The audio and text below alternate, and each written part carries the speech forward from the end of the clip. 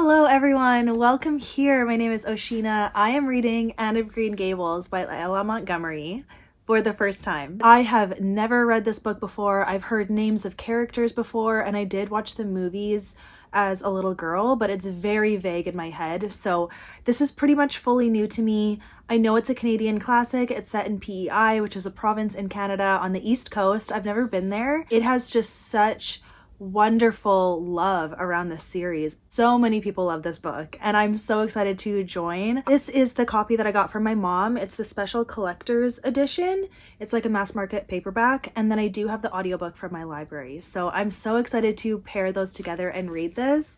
I have high hopes. I really hope that I'm gonna like it. So I'm ready to dive in. Let's see how it goes. It should go by pretty quickly. It's only 300 pages, this copy. I just can't wait. She just is so cute on this cover. Look at her. I can't wait. This follows Anne Shirley, and she is adopted by the Cuthberts. They are siblings. So it's, what's her name? Marilla and Matthew Cuthbert. They wanted to adopt a boy, and they end up getting Anne. And so they do have to decide if they want to keep her. I do know that's like the beginning. So I'm so excited to see how it plays out and read this along with me. I will give just mild spoilers. So if you've never read this before, if you've never read this before and you're watching this, just read it and then come watch this. But if you have read this before, hopefully we can have like a little bit of a discussion about all the cutesy things that I'm sure are to come. I was very nervous to start this book because I thought that it would be too historical, and I thought it'd be kind of boring, to be honest. But from all of the people that just love this book, I just feel like, how can I not like it? So I'm excited to dive in. Let's see how it goes.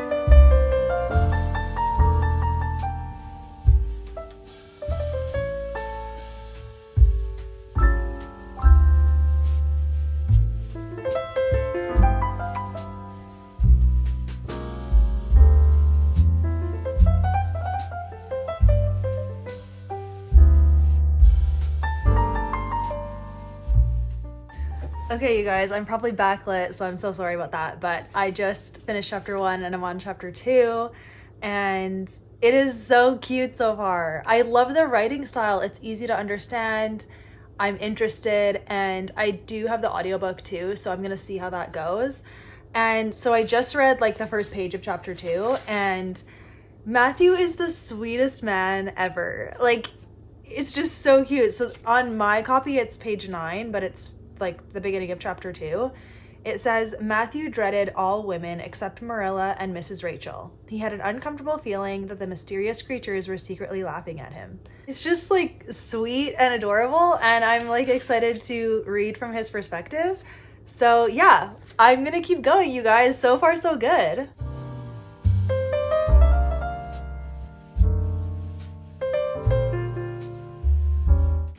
Okay, Anne is such a sweetheart so far. She's so chatty. I didn't realize, like, I don't remember what her personality was like from the movies, so I didn't realize that she is so endearing. No wonder people love it. She's literally just chatting Matthew's ear off. It is so cute. Okay, page 15. Matthew, much to his own surprise, was enjoying himself. That is so cute. I love Matthew. You can talk as much as you like. I don't mind. I'm curious about the red hair. Like, I don't really know the history of it. Like, I know that like redheads have some kind of reputation, but I don't even remember what it is. So let me know if you guys know, like, why is it like a bad thing to be a redhead? Apparently Anne thinks that it's a bad thing.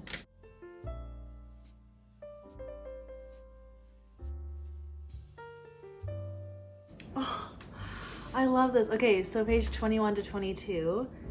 So slight spoilers here. Matthew is thinking about how like they did request a boy, and he assumes that they're gonna send Anne back, but now he's thinking Matthew was shrinking from the approaching revelation with an energy he did not understand. It was not of Marilla or himself he was thinking of, or the trouble this mistake was probably going to make for them, but of the child's disappointment. When he thought of that rapt light being quenched in her eyes, he had an uncomfortable feeling that he was going to assist at murdering something, much the same feeling that came over him when he had to kill a lamb or a calf or any other innocent little creature. He already is like endeared to her. I know they keep her, but still.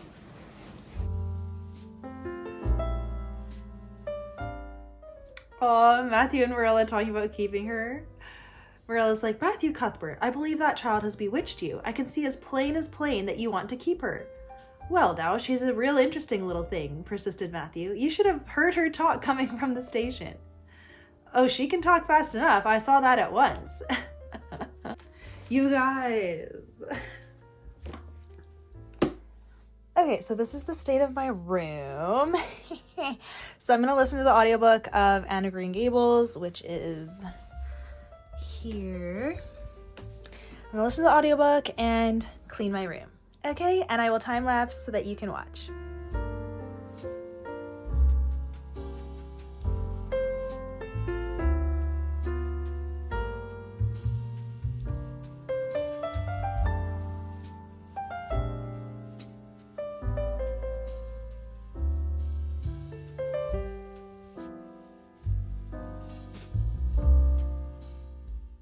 All right, you guys, so I am now on chapter 7, I think, and I'm on page 49, and chapter 7 is called Anne Says Her Prayers, and I don't think I've ever heard anyone talk about this being like a Christian fiction book or having any faith in it, but they are talking about saying their prayers. Marilla tells Anne to say her prayers, and Anne says, I never say any prayers, and Marilla is like, what do you mean? Were you never taught to say your prayers? God always wants little girls to say their prayers. Don't you know who God is, Anne? And then it's so interesting. Anne says, God is a spirit, infinite, eternal, and unchangeable in his being, wisdom, power, holiness, justice, goodness, and truth. It's like, whoa, nice. Is Elle Montgomery, was she a Christian? I don't know, but and then it's so funny. Marilla's like, so you do know something then. Thank goodness. You're not quite a heathen. It's so cute, her little prayer to God. I love it. She's like, as for the things I want, they're so numerous that it would take a great deal of time to name them all. Relatable. So I will only mention the 2 most important. Please let me stay at Green Gables, and please let me be good looking when I grow up. That is so cute. Rachel Lynde is kind of the worst. Anne's outburst at her, totally justified. And how come Marilla didn't like stand up for her? That sucks. I'm kind of on the rocks with Marilla. Like, I don't love her character because she's just like unfeeling. I guess like she's never been a mom, and there's plenty of like women like that, but I don't like it. Feels unjust. Like, poor Anne, she does not deserve this. I do love that Anne just loves to be a little actress. Like, for her to apologize to Miss Lynde, she just went all out. I think it's so funny. Interesting. Okay, I really like the faith bits that are in here. Page 81 of my copy, she's talking about Sunday school, and Anne was like, it was pretty boring. And the pastor was like praying, and she's like, you should have listened to him. And then Anne's like, but he wasn't talking to me, he was talking to God, and he didn't seem to be very interested in it either. I think he thought God was too far off to make it worthwhile. So interesting. I really like that part. Diana is such a pretty name. I like them. Okay, maybe Marilla's coming around. Page 89, I guess, end of chapter 12? Ugh, Roman numerals are hard. But, so Marilla. Ooh. It's fine, just the light. Back in business. Okay, so, I wanted to say that I just thought this was cute. On page 89, Marilla says, I can't imagine the place without her. Now, don't be looking, I told you so, Matthew. That's bad enough in a woman, but it isn't to be endured in a man.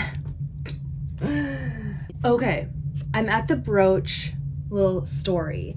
And this I distinctly remember from the movie because I remember being so upset by it as a kid because I hated being accused of something I didn't do.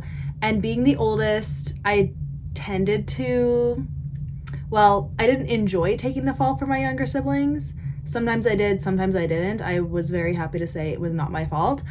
But I think it triggered something in me because I still can remember watching that scene in the movie or TV show, whatever it was, and feeling so upset by it. And I can tell we're like, it's about the brooch. And basically, I guess I won't give spoilers, but the brooch scene in the movie made me very upset as a kid. So I'm curious how it's going to go down in the book, because it really made me not like Marilla. And I'm already like still a little bit on the fence with Marilla. She's just frustrating. I don't like her. I will say both Anne and Marilla are quite dramatic. Like, for Marilla to say, "Anne, this is terrible. You are the very wickedest girl I've ever heard of." And I'm like, okay, chill out. It's not that bad. Okay. She says, "I was wrong. I see that now. I shouldn't have doubted your word when I'd never known you to tell a story." Okay. Letting her go to the picnic. Good. Oh, P.S. The audiobook says Avonlea, but I've always just heard everyone in the community say Avonlea. So which is it? Do I follow the audiobook? Because audiobook says Avonlea. Or is it interchangeable and can you say whatever you want? Okay, I gotta go to bed, but I just binged that. I'm on page 105, chapter 25? 15. Chapter 15. There we go. Chapter 15. This is giving 5 stars for sure. Marilla, I just wanna, but Anne is adorable. Matthew, I wish he was in it more. I really liked him at the beginning. I wish he was in it more. And I'm excited to see her get along with Diana. And when is Gilbert coming in the picture? Because she's so young. Like, there better not be any romance in this. I think he just bugs her at school, right? I forget. You guys, we hit Gilbert. Page 109 in my copy. Diana's like, "I guess Gilbert Blythe will be in school today. He's been visiting his cousins over in New Brunswick all summer, and he only came home Saturday night. He's awfully handsome, Anne, and he teases the girls something terrible. He just torments our lives out." New Brunswick is another province in Canada, pretty close to PEI, so okay, we'll see. I mean, they're literally 11 years old, so no romance, but 11 years old is exactly when boys are teasing girls, and it is kind of funny. So we'll see how that goes, but there we go. Gilbert has officially been mentioned. Gilbert clearly wants her attention because she doesn't pay any attention to him. And yeah. This is going to be entertaining, you guys. Okay, this is page 111. Gilbert Blythe wasn't used to putting himself out to make a girl look at him and meeting with failure. She should look at him, and that red-haired Shirley girl with the little pointed chin and the big eyes that weren't like the eyes of any other girl in Avonlea school. Gilbert reached across the aisle, picked up the end of Anne's long red braid, held it out. Oh, okay, he did. I missed that part. He pulled on the braid and said, "Carrots, carrots." And she did not like that. You guys. Gilbert? How is he so sweet? The little candy heart that says "you are sweet." I swooned a little bit just then. And Anne will have none of it. I think it's so funny. Gilbert, I didn't realize he was so sweet. I thought he was like annoying, but... Okay, hi everyone. Hi everyone, so it is the next day and I'm about halfway through Anne of Green Gables now, and I actually like the way that it's being told. It's kind of just in moments. I wouldn't say there's like one plot, although it does follow a timeline, which is nice. So we are going throughout the year, and I do like that you get to see how Anne's relationship in particular with Marilla is growing. And I do not mind Marilla as much now, so that's nice. Again, another mention of religion that I just thought was interesting. So in my copy, it's page 171. I don't know the chapter 21, I think. So Anne's talking about her new teacher, and she says, that she talked so nice about everything. I never knew before that religion was such a cheerful thing. I always thought it was kind of melancholy, but Mrs. Allen's isn't, and I'd like to be a Christian if I could be one like her. I just really liked that. I really liked that because then she's like, I wouldn't want to be one like Mr. Superintendent Bell. I'm gonna just keep on reading this. I'm definitely taking my time and just enjoying the audiobook. I do like read along with the audiobook, but for the most part I'm listening because the narration is excellent. And for all of you who recommended me to listen to the audiobook, you are so right. It is so good. So highly recommend, if you guys do listen to this book or want to read this book, get the audio if you can, because she did just an incredible job. I love the accent and I love the way that she speaks for Anne. It's just so good. So anyways, that's all I want to say. If I think of anything else, for now, it's still feeling 5 stars. I love this and I totally see the hype. So I'm on page 225 of Anne of Green Gables now, which I don't know what chapter that is, 29 I think, or 28. And Gilbert wants to be friends, but she won't forgive him.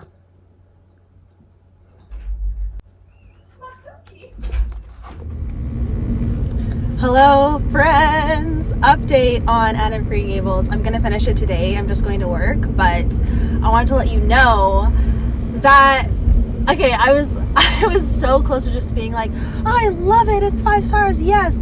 But my true, honest reading experience is it's dragging a little bit, okay? And I'm really sorry to say that, and I don't mean it, but I did have to just be honest that I found after page 200, I was like, scenes were a little bit less exciting, I guess, or just a little slow. And I gotta be honest, man, it's 4 stars now. But that is okay. I still love it. I still see the charm, and I would for sure reread this and recommend it, and it's absolutely lovely. But my entertainment value is at a 4-star level now, okay? 5 stars at the very beginning, but 4 stars now. So I have to be honest, you know. So I just have to confess that I am gonna finish the audiobook and then I will give my final review later. You guys, that ending, I just finished it. Matthew, I wish he was in it more. And Gilbert, look at Gilbert stepping up. Thank you, sir. I'll give my final thoughts tomorrow, but that was cute. That bumped it up to 4.5. It's still 4, okay? But I totally want to keep reading the series. That was so cute. Hello, good morning, everyone. So I'm here to wrap it up. I did finish Anne of Green Gables last night, and what an emotional ending. The ending was really good. That definitely bumped it up to a solid 4.5 stars. I think I'll just round it up to 5, maybe. I think I'll round it up to 5. I don't know. I still have to write my review and everything on Goodreads, but it was so delightful. Like, that is the best word for it. Anne Shirley is such a sweet character. She's so relatable. She's honest. She's spunky. She's so refreshing. I've not read a main character like her before, and seeing how she navigated the world and just her perspective on life, it was so beautiful, actually. And I'm quite inspired by her. So I totally see the love and why everyone likes her so much and why everyone likes this book so much. And I definitely want to keep reading the series. This is the only book that I own from the series. My library does have all of the audiobooks, but I would really like to own the series. And I kind of want to own them all in this edition because it's so cute. It does, like, it's mass market paperback. So yeah, the spine is broken, but it's just so cute. And I really like the colors and the picture. So I don't know. I'm going to check out Amazon and see what they have, but I loved this book, you guys. If you want this copy, it is on Amazon, so I'll link it down below.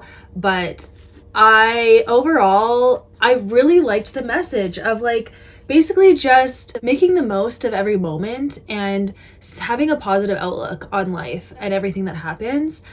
But it's more so the relationships that just did it so well. Like, Gilbert and Matthew and Marilla and Diana. Those were the main ones. And I guess like Rachel Lynde, I did not like her. And Marilla definitely came around. Like by the end, I'm like, okay, Marilla, I'm really glad. I almost feel like they're a perfect pair, Anne and Marilla, because they kind of balance each other out. And Marilla just loves her, and that is good because she better. And Matthew is probably the best character ever.